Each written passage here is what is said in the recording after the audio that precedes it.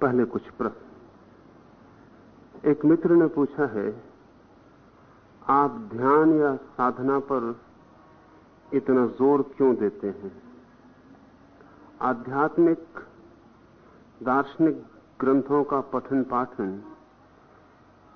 या कृष्णमूर्ति या आप जैसे ज्ञानियों का श्रवण और स्वयं चिंतन मनन, इन्हीं से जो समझ आती है, क्या वह परिवर्तन के लिए पर्याप्त नहीं है? क्या यही साधना नहीं है? ध्यान को बैठने का फिर क्या प्रयोजन है? ध्यान का अर्थ अगर साक्षी भाव है तो दिन भर सब जगह हर काम करते वक्त भी पूरा अवसर है, फिर ध्यान करने की, अलग से बैठने की क्या जरूरत है?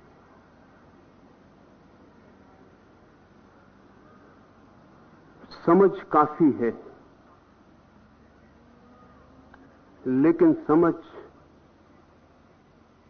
केवल सुन लेने या पढ़ लेने से उपलब्ध नहीं होती। समझ को भी भूमि देना पड़ती है, उसके बीज को भी भूमि देनी पड़ती है। बीज में पूरी संभावना है कि वो वृक्ष हो जाए, लेकिन बीज को भी जमीन में न डालें तो वो वृक्ष नहीं होगा। ध्यान समझ के लिए भूमि है। समझ काफी है, उससे जीवन में क्रांति हो जाएगी, लेकिन समझ का बीज ध्यान के बिना टूटेगा ही नहीं।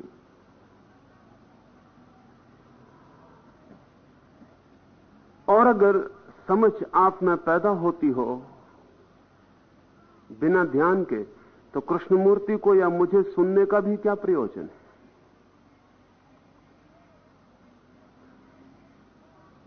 और मुझे वर्षों से बहुत लोग सुनते हैं, कृष्णमूर्ति को 40 वर्षों से बहुत लोग सुनते हैं। अब भी सुनने जाते हैं, समझ अभी भी पैदा नहीं हुई। 40 वर्ष से जो आदमी कृष्णमूर्ति को सुन रहा है, अब उसको कृष्णमूर्ति को सुनने जाने की क्या जरूरत है? अगर समझ पैदा हो गई हो, अब भी सुनने जाता है। और कृष्णमूर्ति 40 साल से एक ही बात कह रहे हैं कि समझ पैदा करो। वो अभी 40 वर्ष तक सुन के भी पैदा नहीं हुई, वो 4000 वर्ष सुन के भी पैदा नहीं होगी। न तो सुनने से समझ पैदा हो सकती है, न पढ़ने से समझ पैदा हो सकती है। ध्यान की भूमि में ही समझ पैदा हो सकती है। हां, सुनने से ध्यान की तरफ जाना हो सकता है, पढ़ने से ध्यान की तरफ जाना हो सकता है। और अगर समग्र मन से सुने तो सुनना भी ध्यान बन सकता है, और अगर समग्र मन से पढ़ें तो पढ़ना भी ध्यान बन सकता है। लेकिन ध्यान जरूरी है। ध्यान का अर्थ समझ लें। ध्यान का अर्थ है मन की ऐसी अवस्था जहां कोई तरंग नहीं। निस्तरंग चैतन्य में ही समझ का जन्म होता है। ये निस्तरंग चैतन्य कई तरह से पैदा हो सकता है। किसी को प्रार्थना से पैदा हो सकता है, किसी को पूजा से पैदा हो सकता है, किसी को नृत्य से, कीर्तन से पैदा हो सकता है, किसी को सुनने से पैदा हो सकता है, किसी को देखने से पैदा हो सकता है, किसी को मात्र बैठने से पैदा हो सकता है, किसी को योग की क्रियाओं से पैदा हो सकता है, किसी को तंत्र की क्रियाओं से पैदा हो सकता है। निस्तरंग चित्र बहुत तरह से पैदा हो सकता है, और जिस तरह से आपको पैदा होता है जरूरी नहीं कि दूसरे को भी उसी तरह से पैदा हो। तो आपको खोजना पड़ेगा कि कैसे निस्तरंग चित्त पैदा हो। निस्तरंग चित्त का नाम ही मन है, ध्यान है। तरंगायत चित्त का नाम मन है।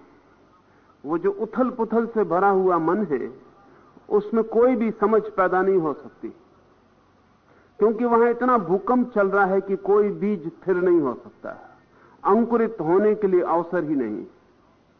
इसलिए ध्यान पर इतना जोर है। और अगर आप सोचते हो कि कृष्णमूर्ति का ध्यान पर जोर नहीं, तो आप समझे ही नहीं। ध्यान शब्द का वे उपयोग नहीं करते हैं, क्योंकि उनको ऐसा ख्याल है कि ध्यान शब्द बहुत विकृत हो गया है। लेकिन कोई शब्द विकृत नहीं होते और केवल नए शब्द चुन लेने से कोई फर्क नहीं पड़ता है। कृष्णमूर्ति कहते हैं कि मुझे सुनते समय सिर्फ सुनो, वो ध्यान हो गया। कोई भी क्रिया करते वक्त अगर सिर्फ क्रिया की जाए और उसके संबंध में सोचा ना जाए तो ध्यान हो जाएगा। चलते वक्त अगर केवल चला जाए और कुछ भी मन में न करने दिया जाए तो ध्यान हो जाएगा। भोजन करते वक्त अगर भोजन किया जाए और मन में उसके संबंध में कोई चिंतन न किया जाए तो भोजन करना ध्यान हो जाएगा। अगर आप अपने 24 घंटे को ध्यान में बदल लेते हैं तो बहुत अच्छा, लेकिन लोग बहुत बेईमान हैं। 1 घंटा न बैठने के लिए वो कहेंगे 24 घंटे ध्यान क्यों नहीं किया जा सकता, और 24 घंटे वो ध्यान करने वाले नहीं। और 1 घंटा बैठना ना पड़े इसलिए 24 घंटे पे टालेंगे। अगर आप 24 घंटे ही ध्यान कर सकते हो तो कौन आपको कहेगा कि घंटे भर करिए? आप मजे से 24 घंटे करिए, लेकिन 24 घंटे आप कर नहीं रहे, और कर रहे होते तो यहां मेरे पास पूछने को नहीं आना पड़ता। क्या जरूरत है मेरे पास आने की? ध्यान नहीं है इसलिए कहीं जाना पड़ता है, सुनना पड़ता है, समझना पड़ता है। ध्यान हो तो आपके भीतर ही पौधा खिल जाएगा, आपके पास दूसरे लोग आने लगेंगे, आपको जाने की जरूरत नहीं होगी। अपनी समझ आ जाए तो फिर किसी से क्या समझना है। लेकिन आदमी का मन ऐसा है कि अगर कहो कि घंटे भर बैठो तो वो कहेगा घंटे भर बैठने की क्या जरूरत, 24 घंटे ध्यान नहीं किया जा सकता। मजे से करिए, लेकिन कम से कम घंटे से शुरू तो करिए। 1 घंटा भी ध्यान करना मुश्किल है, 24 घंटा तो बहुत मुश्किल है। जब ध्यान करने बैठेंगे तब पता चलेगा कि 1 क्षण को भी ध्यान हो जाए तो बहुत बड़ी घटना है, क्योंकि मन चलता ही रहता है। तो उचित है कि 1 घंटा निकाल लें 24 घंटे में से अलग ध्यान के लिए ही, और अनुभव करें। जिस दिन 1 घंटे में आपको लगे कि सधने लगी बात, घटने लगी बात, 24 घंटे पर फैला दें। फैलाना तो 24 घंटे पर ही है, क्योंकि जब तक जीवन पूरा ध्यान में ना हो जाए तब तक कोई क्रांति ना होगी। लेकिन शुरुआत कहीं से करनी पड़ेगी, और फिर 1 घंटे ध्यान का परिणाम 24 घंटे पर होता है। ठीक वैसे ही जैसे 1 घंटा कोई सुबह व्यायाम कर लेता है तो 24 घंटे का स्वास्थ्य प्रभावित होता है। और आप ये नहीं कहते कि 24 ही घंटे व्यायाम क्यों ना किया जाए, करें तो ठीक है। जो आदमी 24 घंटे व्यायाम कर रहा उसको 1 घंटे व्यायाम करने की कोई जरूरत भी नहीं है। जो 24 घंटे श्रम में लगा हुआ है उसे और व्यायाम की क्या जरूरत? कोई जरूरत नहीं। लेकिन जो व्यायाम नहीं कर रहा है उसे घंटे भर भी कर लेने से 24 घंटे पर परिणाम होगा। ध्यान के लिए 1 घंटा निकाल लेना इसलिए उपयोगी है कि आप उस समय को पूरा का पूरा ही ध्यान में नियोजित कर सकते हैं। एक दफा कला आ जाए तो उस कला का उपयोग आप 24 घंटे कर सकते हैं। ध्यान एक कला है।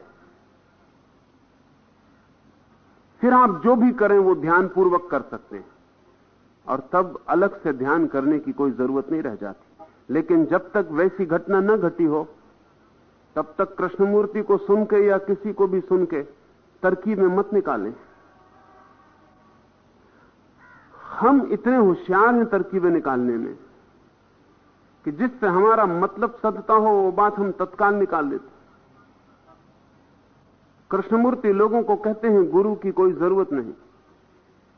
उनके पास उसी तरह के लोग इकट्ठे हो जाते हैं जो किसी भी गुरु के सामने झुकने में अहंकार की तकलीफ पाते, वो इकट्ठे हो जाते, वो बड़े प्रसन्न होते। वो कहते हैं जब कृष्णमूर्ति कह रहे हैं तो ठीक ही कह रहे हैं कि गुरु की कोई जरूरत नहीं। लेकिन अगर गुरु की कोई जरूरत नहीं है आपको तो कृष्णमूर्ति के पास किस लिए जाते? क्या प्रयोजन? सिर्फ कह देने से कि गुरु की जरूरत नहीं कोई फर्क पड़ता है? जब तक आप किसी से सीखने जाते हैं तब तक आपको गुरु की जरूरत। और बड़े मजे की बात यह है कि यह बात भी आपकी बुद्धि से पैदा नहीं हुई है कि गुरु की जरूरत नहीं, यह भी किसी दूसरे ने आपको सिखाई। ये भी आपने गुरु से ही सीखी। मेरे पास लोग आते हैं, वो कहते हैं कृष्णमूर्ति ऐसा कहते हैं, कृष्णमूर्ति ऐसा कहते हैं, वो कहते हैं गुरु की कोई जरूरत नहीं। ये भी तुम्हारी बुद्धि का मामला नहीं है, ये भी तुम किसी गुरु से सीखा है। इसको भी सीखने तुम्हें किसी के पास जाना पड़ा। इस साधारण सी बात को सीखने भी किसी के पास जाना पड़ा है कि गुरु की कोई जरूरत नहीं। परमात्मा को सीखने तुम किसी गुरु के पास नहीं जाना चाहते हो, अड़चन कहीं और है। गुरु की जरूरत नहीं, इससे तुम्हारा मन प्रसन्न होता है। प्रसन्न इसलिए होता है कि चलो अब झुकने की कोई जरूरत नहीं, अब कहीं झुकने की कोई जरूरत नहीं। तुमने बड़ी गलत बात निकाली, तुमने अपने मतलब की बात निकाल ली। मेरे पास लोग आते, मैं जो कहता हूं उसमें से वो वे बातें निकाल लेते हैं जो उनके मतलब की हैं और जिनसे उनको बदलना नहीं पड़ेगा। वे मेरे पास आते हैं कि आपने बिल्कुल ठीक कहा, जंगल में जाने की, पहाड़ पर जाने की क्या जरूरत है, ज्ञान तो यहीं हो सकता है। बिल्कुल ठीक कहा। तो मैं उनको पूछता हूं, यहीं हो सकता है, कब तक होगा ये मुझे कहो, और यहीं हो सकता है तो तुम यहीं करने के लिए क्या कर रहे हो?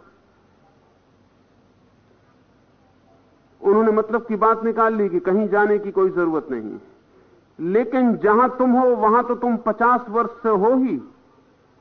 अगर वहीं ज्ञान होता होता तो कभी का हो गया होता, लेकिन तुमने अपने हिसाब की बात निकाल ली। ध्यान कठिन, न तो चिंतन, न मनन, न सुनना, श्रवण, इनमें कोई कठिनाई नहीं। ध्यान बहुत कठिन। ध्यान का अर्थ है कि कुछ घड़ी के लिए बिल्कुल शून्य हो जाना, सारी व्यस्तता समाप्त हो जाए, मन कुछ भी ना करता हो। ये ना करना बहुत कठिन है, क्योंकि मन कुछ ना कुछ करना ही चाहता है। करना मन का स्वभाव है, और अगर आप ना करने पर जोर दें तो मन सो जाएगा। मन दो चीजें जानता है, या तो क्रिया और या निद्रा। या तो उसे काम करने दो और या फिर वो नींद में चला जाएगा। ध्यान तीसरी दशा है, क्रिया ना हो और निद्रा भी ना हो, तब ध्यान फलित होगा। कठिन से कठिन जो घटना मनुष्य के जीवन में घट सकती है वो ध्यान। और आप कहते हैं हम 24 घंटे क्यों ना करें? आप मजे से करें, लेकिन घड़ी भर करना मुश्किल है तो 24 घंटे पर आप फैलाइएगा कैसे? एक उपाय है कि आप साक्षी भाव रखें तो 24 घंटे पर फैल सकता है, लेकिन साक्षी भाव आसान नहीं। और जो आदमी घड़ी भर ध्यान कर रहा हो उसके लिए साक्षी भाव भी आसान हो जाएगा, लेकिन जो आदमी घड़ी भर ध्यान भी ना कर रहा हो उसके लिए साक्षी भाव भी बहुत कठिन होगा। अति कठिन है यह ख्याल करना कि मैं देखने वाला हूं। कोशिश करें, घड़ी अपने सामने रख लें और घड़ी में जो सेकंड का कांटा है जो चक्कर लगा रहा है, उस सेकंड के कांटे पर ध्यान करें और इतना ख्याल रखें कि मैं देखने वाला हूं, सिर्फ देख रहा हूं। आप हैरान होंगे कि पूरा 1 सेकंड भी आप ये ध्यान नहीं रख सकते। 1 सेकंड में भी कई दफा आप भूल जाएंगे और दूसरी बातें आ जाएंगी। 24 घंटा तो बहुत दूर है। 1 सेकंड भी पूरा का पूरा आप ये ध्यान नहीं रख सकते कि मैं सिर्फ दृष्टा हूं। इसी बीच आप घड़ी का नाम पढ़ लेंगे, इसी बीच घड़ी में कितना बजा है ये भी देख लेंगे, घड़ी में कितनी तारीख है वो भी दिखाई पड़ जाएगी, इसी बीच बाहर कोई आवाज देगा वो भी सुनाई पड़ जाएगी, टेलीफोन की घंटी बजेगी वो भी ख्याल में आ जाएगी किसका आ रहा है। अगर कुछ भी बाहर ना हो तो भीतर कुछ स्मरण आ जाएगा, कोई शब्द आ जाएगा, कुछ बहुत कुछ हो जाएगा। 1 सेकंड भी आप सिर्फ साक्षी नहीं रह सकते। तो अपने को धोखा मत दें, घड़ी भर तो निकाल ही लें 24 घंटे में और उसको सिर्फ ध्यान में नियोजित कर दें। हां, जब घड़ी में सध जाए वो सुगंध तो उसे 24 घंटे पे फैला दें। जब घड़ी में जल जाए वो दिया तो फिर 24 घंटे उसको साथ लेके चलने लगे। फिर अलग से बैठने की जरूरत न रह जाएगी। अलग से बैठने की जिस दिन जरूरत समाप्त हो जाती है उसी दिन जानना कि ध्यान उपलब्ध हुआ। अलग से बैठना तो अभ्यास काल है, वो तो प्राथमिक चरण है, वो तो सीखने का वक्त है। इसलिए ध्यान के जानकारों ने कहा है कि जब ध्यान करना व्यर्थ हो जाए तभी समझना कि ध्यान पूरा हुआ। लेकिन इसको पहले ही मत समझ लेना कि जब ज्ञानी कहते हैं कि ध्यान करना व्यर्थ हो जाए तब ध्यान पूरा हुआ, तो हम करें ही क्यों? तो आपके लिए फिर कभी भी कोई यात्रा संभव नहीं हो पाएगी। अच्छा है अगर 24 घंटे पे फैलाएं, लेकिन मैं जानता हूं वो आप कर नहीं सकते। जो आप कर सकते हैं वो ये है कि आप थोड़ी घड़ी निकाल लें, एक कोना अलग निकाल लें जीवन का और उसे ध्यान पर ही समर्पित कर दें। और जब आपको आ जाए कला और आपको पकड़ आ जाए सूत्र और आप समझ जाएं कि किस क्वालिटी, किस गुण को ध्यान कहते हैं, और फिर उस गुण को आप 24 घंटे याद रखने लगें, स्मरण रखने लगें, उठते बैठते उसको संभालते रहें जैसे किसी को कोई कीमती हीरा मिल जाए।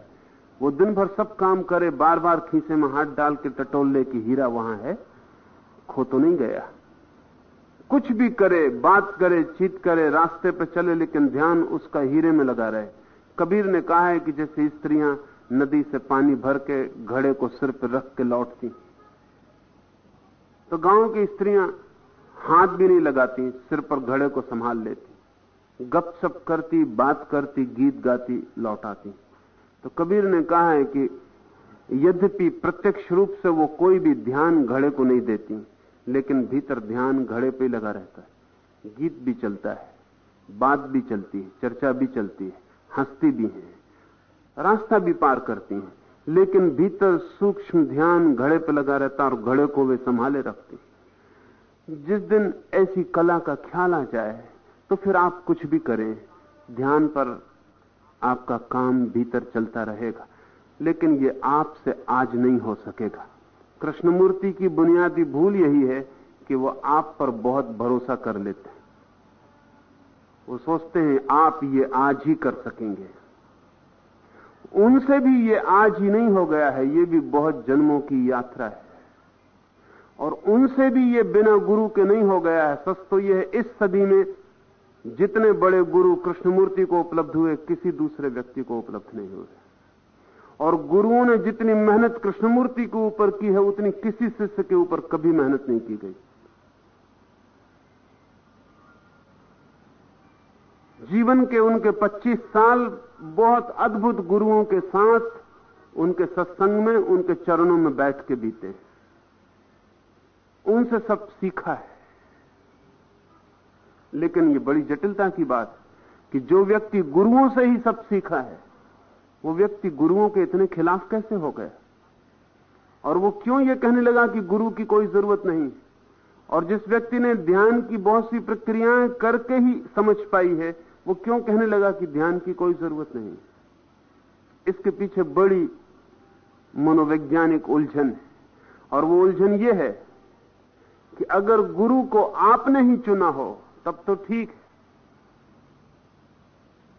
लेकिन अगर गुरुओं ने आपको चुन के आपके साथ मेहनत की हो तो एक अंतर विरोध पैदा हो जाता है। कृष्णमूर्ति ने खुद नहीं चुना है, कृष्णमूर्ति को चुना गया है, और कुछ गुरुओं ने अथक मेहनत की है उनके साथ ताकि वो ज्ञान को उपलब्ध हो जाएं। ये बड़े मजे की बात है कि अगर आपको जबरदस्ती स्वर्ग में भी ले जाया जाए तो आप स्वर्ग के भी खिलाफ हो जाएंगे, और अपने मन से आप नरक भी चले जाएं तो गीत गाते सीटी बजाते जाएंगे। अपने मन से आदमी नरक भी गीत गाता जा सकता है, और जबरदस्ती स्वर्ग में भी ले जाया जाए तो वो स्वर्ग के भी खिलाफ हो जाएगा, और उन लोगों को कभी माफ न कर सकेगा जिन्होंने जबरदस्ती स्वर्ग में धक्का दिया। कृष्णमूर्ति पर ये ज्ञान एक तरह की जबरदस्ती थी, ये किन्हीं और लोगों का निर्णय था। और अगर कृष्णमूर्ति अपने ही ढंग से चलते तो उन्हें कोई 3-4 जन्म लगते, लेकिन ये बहुत चेष्टा करके, बहुत त्वरा और तीव्रता से कुछ लोगों ने अथक मेहनत लेके उन्हें जगाने की कोशिश की। ठीक जैसे आप गहरी नींद में सोए हों और कोई जबरदस्ती आपको जगाने की कोशिश करे तो आपके मन में बड़ा क्रोध आता है, और अगर कोई जबरदस्ती जगा ही दे, भला जगाने वाले का बड़ा शुभ आकांक्षा हो, भला यह हो कि मकान में आग लगी हो और आपको जगाना जरूरी हो, लेकिन फिर भी जब आप गहरी नींद में पड़े हों और कोई सुखद सपना देख रहे हो तो जगाने वाला दुश्मन मालूम पड़ता है। कृष्णमूर्ति को अधूरी नींद से जगा दिया गया है, और जिन लोगों ने जगाया उन्होंने बड़ी मेहनत की, लेकिन कृष्णमूर्ति उनको अभी भी माफ नहीं कर पाए। वो बात अटकी रह गई। इसलिए 40 साल हो गए, उनके सब गुरु मर चुके हैं, लेकिन गुरुओं की खिलाफत जारी। उनका अपना अनुभव यही है कि गुरुओं से बचना है, इसलिए वो कहते हैं कि गुरुओं से बचना, क्योंकि उन पर जो हुआ है वो जबरदस्ती हुआ है। ध्यान से बचना, क्योंकि कोई भी विधि कहीं कंडीशनिंग संस्कार न बन जाए, क्योंकि उन पर तो सारी विधियों का प्रयोग किया गया है। इसलिए वो कहते हैं सिर्फ समझो, लेकिन समझना भी एक विधि है। और वो कहते हैं केवल होश को गहराओ, लेकिन होश को गहराना भी एक विधि है। अध्यात्म के जगत में आप कुछ भी करो विधि होगी ही, और गुरु को इंकार करो तो भी गुरु होगा। क्योंकि अगर आप अपने ही तहीं बिना गुरु और बिना विधि के उपलब्ध हो सकते हैं तो आप हो ही गए होते। कृष्णमूर्ति की अपनी अड़चन और तकलीफ है, और वो अड़चन और तकलीफ एक अंधेरी छाया की तरह उनको घेरे रही। वो उनके वक्तव्य में छूटती नहीं।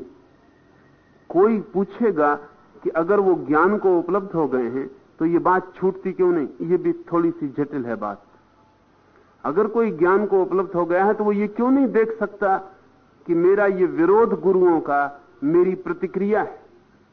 मेरे साथ गुरुओं ने जो किया है उनको मैं अब तक माफ नहीं कर पा रहा हूं। ध्यान का, योग का मेरा विरोध मेरे ऊपर ध्यान और योग की जो प्रक्रियाएं लादी गई हैं उनकी प्रतिक्रिया है। जो आदमी ज्ञान को उपलब्ध हो गया वो ये क्यों नहीं देख पाता? और मैं मानता हूं कि कृष्णमूर्ति ज्ञान को उपलब्ध हो गए, इसलिए और जटिल हो जाती है बात। अगर कोई कह दे वो ज्ञान को उपलब्ध नहीं हुए तो कोई अड़चन नहीं, मैं मानता हूं वो ज्ञान को उपलब्ध। फिर ये प्रक्रिया, ये जीवन भर का विरोध छूटता क्यों नहीं? इसका कारण आपसे कहूं वो समझने जैसा है। जब भी कोई व्यक्ति ज्ञान को उपलब्ध होता है तो ज्ञान के उपलब्ध होने का क्षण वही होता है जहां मन समाप्त होता है, जहां मन छूट जाता है और आदमी ज्ञान को उपलब्ध हो जाता है। लेकिन ज्ञान को उपलब्ध होने के बाद अगर उसे अपनी बात लोगों से कहनी हो तो उसे उसी छूटे हुए मन का उपयोग करना पड़ता है, क्योंकि मन के बिना कोई संवाद, कोई अभिव्यक्ति नहीं हो सकती। आपसे मैं बोल रहा हूं तो मन का मुझे उपयोग करना पड़ेगा। जब मैं चुप बैठा हूं, अपने में हूं, तब मुझे मन की कोई जरूरत नहीं। अपने स्वभाव में मुझे मन की कोई जरूरत नहीं, लेकिन जब आपसे मुझे बात करनी है तो मुझे मन का उपयोग करना पड़ेगा। तो कृष्णमूर्ति का जिस दिन मन छूटा, उस मन की जो आखिरी विरोध की दशा थी, उस मन का जो आखिरी भाव था गुरुओं के, विधियों के खिलाफ, वो मन के साथ पड़ा है। और जब भी कृष्णमूर्ति मन का उपयोग करके आपसे बोलते हैं तब वही मन जो 40 साल पहले काम के बाहर हो गया वही काम में लाना पड़ता, और कोई मन उनके पास है नहीं। इसलिए स्वभावतः उसी मन का वो उपयोग करते हैं।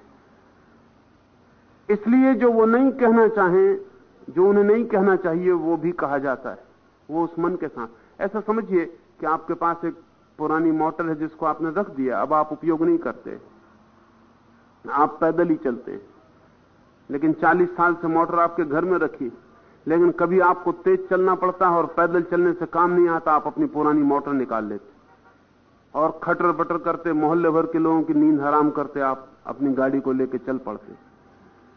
करीब करीब मन जिस दिन छूटता है उसकी जो स्थिति रहती है, जब भी उसका उपयोग करना हो उसी स्थिति में करना पड़ेगा। उसमें फिर कोई ग्रोथ नहीं होती, वो एक पुराने यंत्र की तरह पड़ा रह जाता है भीतर। व्यक्ति की चेतना उससे अलग हो जाती, यंत्र की तरह मन पड़ा रह जाता। उसी मन का उपयोग करना पड़ता है। वो मन वही भाषा बोलता है जिस भाषा में समाप्त हुआ था, वो वहीं रुका हुआ है। कृष्णमूर्ति 40 साल से दूसरी दुनिया में है, लेकिन मन वहीं पड़ा हुआ है जहां उसे छोड़ा था। वो पुरानी गाड़ी, वो फोर्ड की पुरानी कार वहीं खड़ी। जब भी उसका उपयोग करते हैं वो फिर ताजा हो जाता है। उसके लिए वो घटना उतनी ही ताजी है। गुरुओं ने जबरदस्ती उन्हें धक्के दे के जगा दिया है। वो मन अब भी प्रतिरोध से भरा हुआ है। वो ध्यान के विरोध में है, गुरुओं के विरोध में है, लेकिन अगर उनकी बात को ठीक से समझें तो वो विरोध मन का ही है, ऊपरी ही है। अगर सच में ही कोई व्यक्ति गुरुओं के विरोध में है तो वो किसी को शिक्षा नहीं देगा, क्योंकि शिक्षा देने का मतलब ही क्या है। तो कृष्णमूर्ति कितना ही कहें कि मैं कोई शिक्षा नहीं दे रहा हूं, लेकिन शिक्षा नहीं दे रहे हैं तो क्या कर रहे हैं। वो कितना ही कहें कि मैं तुम्हें कोई बात देने की मेरी इच्छा नहीं है, लेकिन चेष्टा बड़ी कर रहे हैं कि कोई बात दे दी जाए। और अगर श्रोता नहीं समझ पाते तो बड़े नाराज हो जाते। समझाने की बड़ी अथक चेष्टा है, बड़ा आग्रहपूर्ण है कि समझो, और कहे चले जाते हैं कि मुझे कुछ समझाना नहीं है, मुझे कुछ बताना नहीं, मुझे कोई मार्ग नहीं देना है। लेकिन क्या कर रहे हैं फिर? हो सकता है कि आप सोचते हो कि यही मार्ग है, कोई मार्ग न देना, यही शिक्षा है, कोई विधि न देना, यही गुरुत्व है, गुरुओं से छुड़ा देना। लेकिन ये भी सब वही का वही है, कोई फर्क नहीं है। तो कृष्णमूर्ति की एक जटिलता है, मन उनका कुछ विरोधों से भरा पड़ा है, वो पड़ा हुआ है, और जब भी वो उसका उपयोग करते हैं वो सारे के सारे विरोध सजग हो जाते हैं। लेकिन आप सावधान रहना, आप अपनी फिक्र करना। आप 24 घंटे ध्यान कर सकते हो तो जरूर करना, और न कर सकते हो तो कृष्णमूर्ति कहते हैं कि घंटे भर ध्यान करने से कोई फायदा नहीं, इसलिए घंटे भर करना रोक मत देना। सागर मिल जाए तो अच्छा है ध्यान का, न मिले तो जो छोटा सरोवर है उसका भी उपयोग तो करना है। जब तक सागर न मिल जाए तब तक सरोवर का ही उपयोग करना। तब तक एक बूंद भी पानी की हाथ में हो तो वो भी जरूरी है। वो बूंद आपको जिलाए रखेगी और सागर का स्वाद देती रहेगी, और सागर की तरफ बढ़ने में साथ, सहयोग, शक्ति देती रहेगी।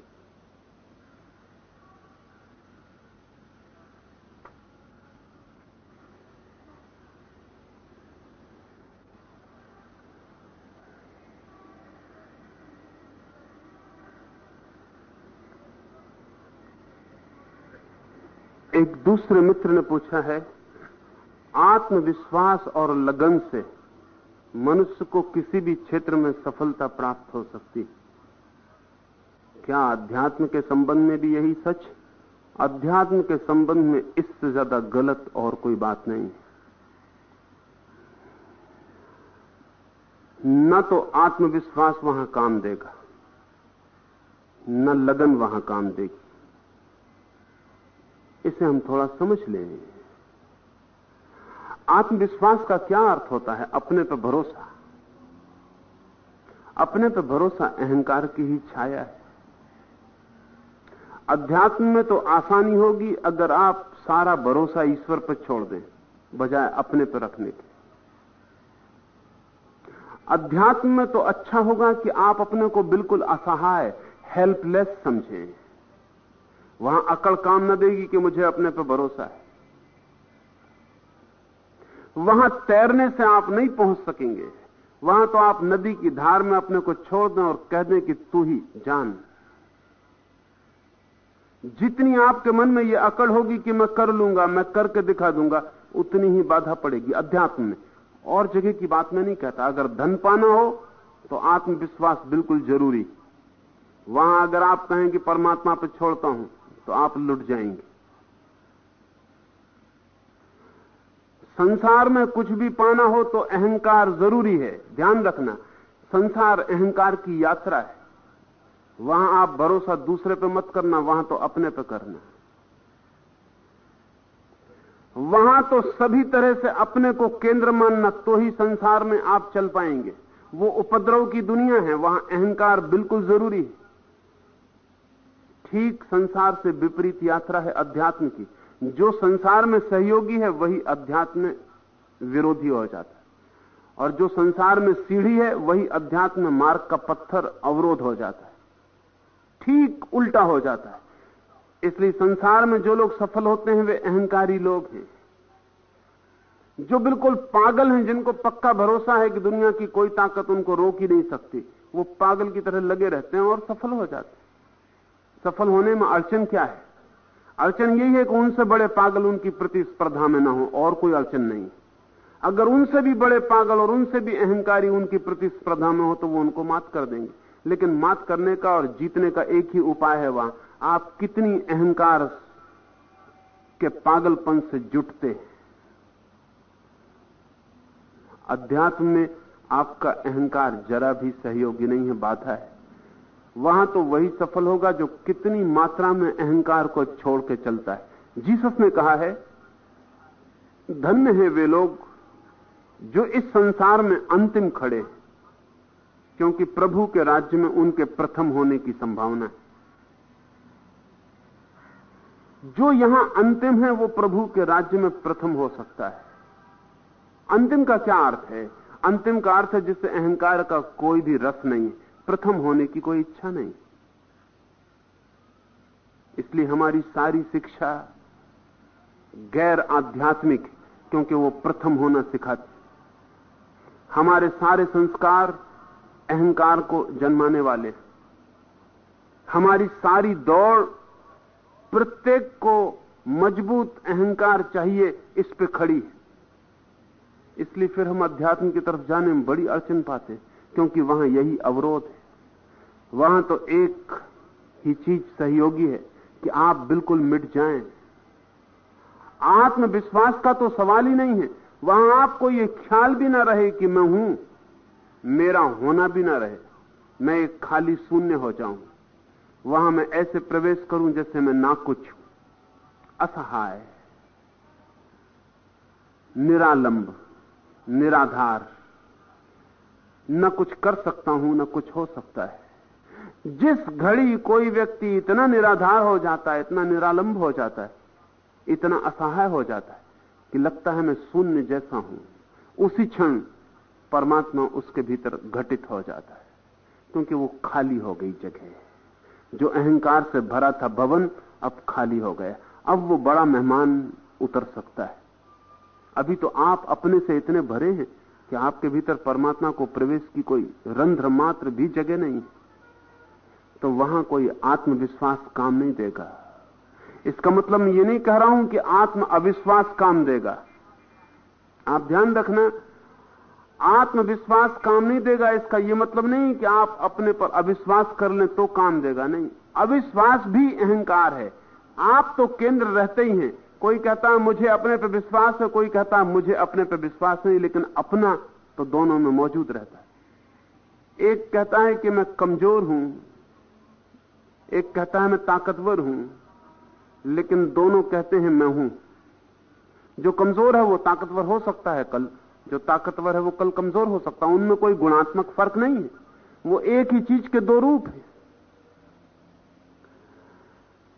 असहाय का अर्थ है कि मैं हूं ही नहीं, कमजोर भी नहीं हूं। ताकतवर होने का तो सवाल ही नहीं है, मैं कमजोर भी नहीं, क्योंकि कमजोरी भी ताकत का एक रूप है। मैं हूं ही नहीं। इस भांति जो अपने को मिटा लेता है वो अध्यात्म में गति करता है, और वहां लगन का सवाल नहीं। यहां संसार में लगन का सवाल, यहां तो बिल्कुल पागल लगन चाहिए। यहां तो बिल्कुल विक्षिप्त की तरह दौड़ने की जिद चाहिए। यहां तो ऐसा दांव लगाने की बात चाहिए कि चाहे जिंदगी रहे कि जाए, मगर ये चीज मैं पाके रहूंगा।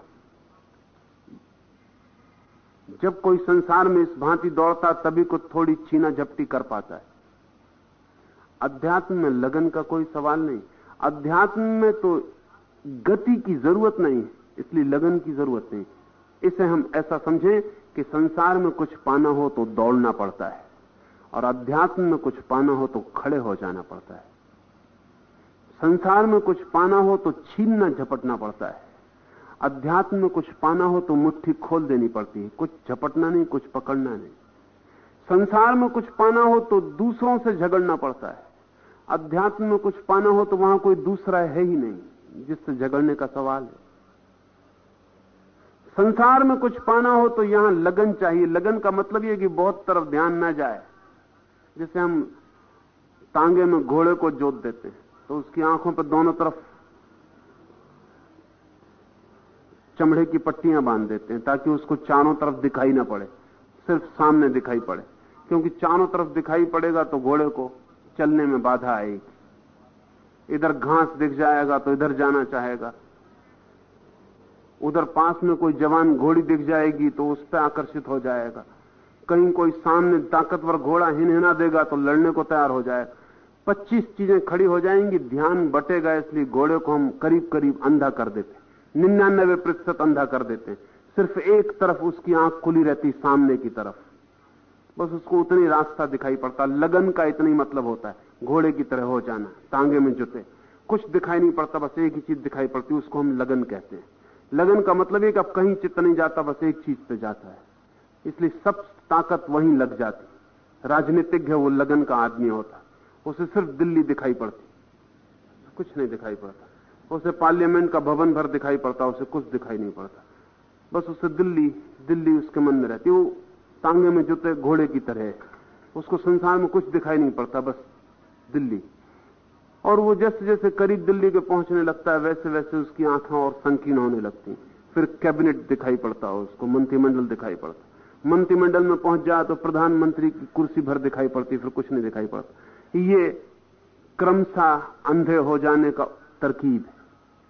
ऐसे वो क्रमशः अंधा होता जाता है, लेकिन जितना वो अंधा होता जाता है उतनी शक्ति संकीर्ण दिशा में प्रवाहित होने लगती, वो उतना ही सफल हो जाता है। दिल्ली की तरफ जाने के लिए आंख पर अंधापन होना जरूरी, तो ही सफलता मिल सकती है। एक आदमी धन की खोज में है, वो सब छोड़ देता है फिक्र, न उसे प्रेम से मतलब, न पत्नी से, न बच्चे से, न धर्म से, उसे किसी चीज से मतलब नहीं, उसे धन से मतलब है। उसे हर चीज में धन दिखाई पड़ता है। उठते सोते जागते उसके सारे सपने धन से भरे होते हैं, तब वो सफल हो पाता है। वो लगन का आदमी। पागल आदमियों को हम लगन के आदमी कहते हैं। एक चीज की तरफ जो पागल हैं वो कुछ उपलब्ध कर लेते हैं, जो बहुत तरफ भागेंगे निश्चित ही वो कुछ भी उपलब्ध नहीं कर पाएंगे। संसार में जो बहुत तरफ देखता है वो कुछ भी उपलब्ध नहीं कर पाता। इसके पहले कि वो तय करे कि क्या मैं पाऊं, जिंदगी हाथ से निकल गई होती। लेकिन यही बात अध्यात्म के संबंध में नहीं। अध्यात्म कोई लगन नहीं, अध्यात्म तो सब तरह की लगन से छुटकारा है। इसे हम ऐसा समझें, 3 तरह के आदमी हैं। एक आदमी जो सब तरफ देखता है, इधर भी चाहता है दौड़ूं, उधर भी चाहता है दौड़ूं, सोचता है डॉक्टर भी हो जाऊं, वकील भी हो जाऊं, लेखक भी हो जाऊं, राजनीतिज्ञ भी हो जाऊं, जो भी कुछ हो सकता हूं सब हो जाऊं। इस सब होने की दौड़ में वो कुछ भी नहीं हो पाता, या जो भी होता है वो सब कचरा हो जाता, वो एक खिचड़ी हो जाता। उसके पास कोई व्यक्तित्व नहीं निखरता, वो एक कबाड़ खाना हो जाता जिसमें सब तरह की चीजें। दूसरा आदमी है जो कहता बस मुझे एक चीज होनी, सब दांव पर लगा के एक तरफ चल पड़ता है, एकाग्रता से लग जाता है। वो लगन का आदमी, वो पागल आदमी, वो एक चीज को पालेगा। एक तीसरे तरह का आदमी है जो न एक को पाना चाहता है, न सबको पाना चाहता, जो पाना ही नहीं चाहता। ये तीसरा आदमी आध्यात्मिक है, जो कहता है सब पाना फिजूल है, एक का पाना भी फिजूल है, सबका पाना भी फिजूल है। बहुत बहुत जिंदगियों में बहुत चीजें खोज के देख ली, कुछ भी ना पाया। अब खोजेंगे नहीं, अब बिना खोजे देखेंगे, अब बिना खोज में रुक जाएंगे, अब नहीं खोजेंगे, अब दौड़ेंगे नहीं, अब कहीं भी ना जाएंगे। अब ना तो सब तरफ देखेंगे ना एक तरफ देखेंगे, अब आंख को बंद कर लेंगे और वहां देखेंगे जो भीतर है, जो मैं हूं। अब किसी तरफ ना देखेंगे, अब सब दिशाएं व्यर्थ हो गई। इस घड़ी में जब कोई चाह नहीं रहती, कोई लगन नहीं रहती, कुछ पाने का लक्ष्य नहीं रहता, कुछ विषय नहीं रह जाता पाने के लिए, कोई अंत नहीं दिखता, बाहर कोई मंजिल नहीं रह जाती, जब व्यक्ति की चेतना सब भांति खड़ी हो जाती, उसकी सब प्रवाह यात्रा बंद हो जाती, तब एक नया द्वार खुलता है जो भीतर है। जब बाहर जाना बंद हो जाता है चैतन्य का, तो चैतन्य भीतर जाता है और जब सब तरफ दौड़ बंद हो जाती है तो अपनी तरफ आता है, अपने में उतरता है, अपने में स्थिर होता है। इसलिए अध्यात्म कोई लगन नहीं है, अध्यात्म कोई सफलता, कोई अहंकार की यात्रा, कोई ईगो ट्रिप नहीं है। इसलिए संसार में जो सूत्र काम देते हैं उनका उपयोग आप अध्यात्म में मत कर लेना। बहुत लोग उनका उपयोग कर रहे हैं, करते हैं, इसलिए अध्यात्म में असफल होते हैं।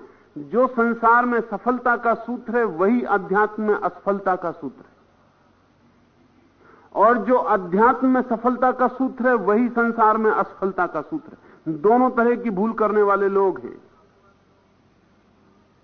और ऐसा नहीं कि थोड़े बहुत लोग हैं, बहुत बड़ी संख्या में लोग हैं जो दोनों तरह की भूल करते हैं। जैसे इस मुल्क में हमने अध्यात्म में सफलता पाने के कुछ सूत्र खोज निकाले थे, हमने उनका ही उपयोग संसार में करना चाहा, इसलिए पूरब संसार की दुनिया में असफल हो गया। गरीब, दीन, दरिद्र, भुखमरा, भीख मांगता हो गया। हमने जो सूत्र अध्यात्म में सफल हुए थे उनका उपयोग संसार में करने की कोशिश की, वो मूढ़ता हो गई। इसलिए हम आज जमीन पर भिखमंगे की तरह खड़े हैं। पश्चिम ने संसार में जिन चीजों से सफलता मिल जाती है उन्हीं की कोशिश अध्यात्म में भी करने की शुरू की, उनसे कोई सफलता नहीं मिल सकती। पश्चिम अध्यात्म में असफल हो गया। इसलिए एक बड़ी मजेदार घटना घट रही।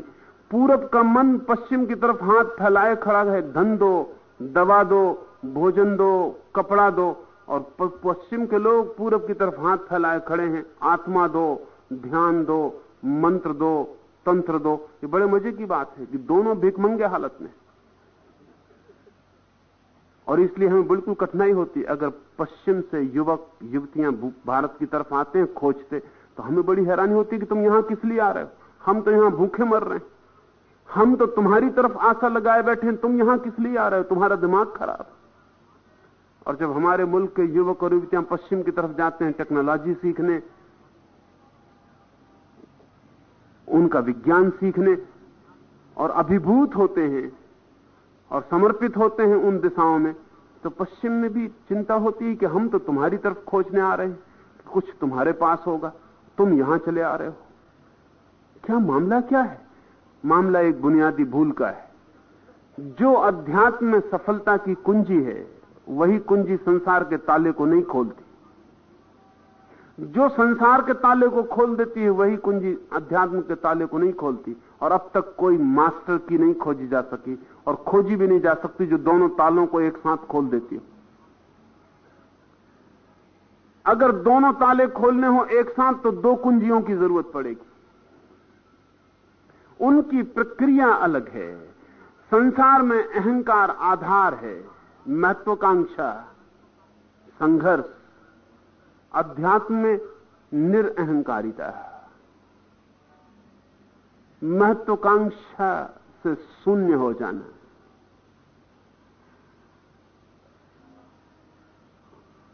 एक गहरी विनम्रता, कोई दौड़ नहीं, कोई पागलपन नहीं, कोई यात्रा नहीं।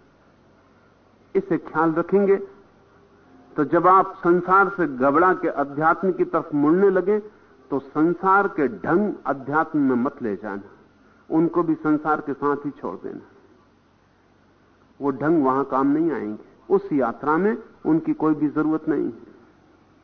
उन्हें आप छोड़ देना, वो बोझ बन जाएंगे। अध्यात्म की शिक्षा में आपको संसार में सीखा हुआ कुछ भी काम नहीं आएगा। सिर्फ एक बात भर कि संसार व्यर्थ है, अगर इतना आपने सीख लिया हो तो आप पीछे की तरफ मुड़ सकते हैं। लेकिन इस व्यर्थता में संसार के सारे अनुभव, सारे साधन, सारा ज्ञान सब व्यर्थ हो जाता है। संसार का एक ही उपयोग है अध्यात्म के लिए कि यह अनुभव में आ जाए कि वो पूर्णतया व्यर्थ है, तो आप भीतर की दुनिया में प्रवेश कर सकते हैं।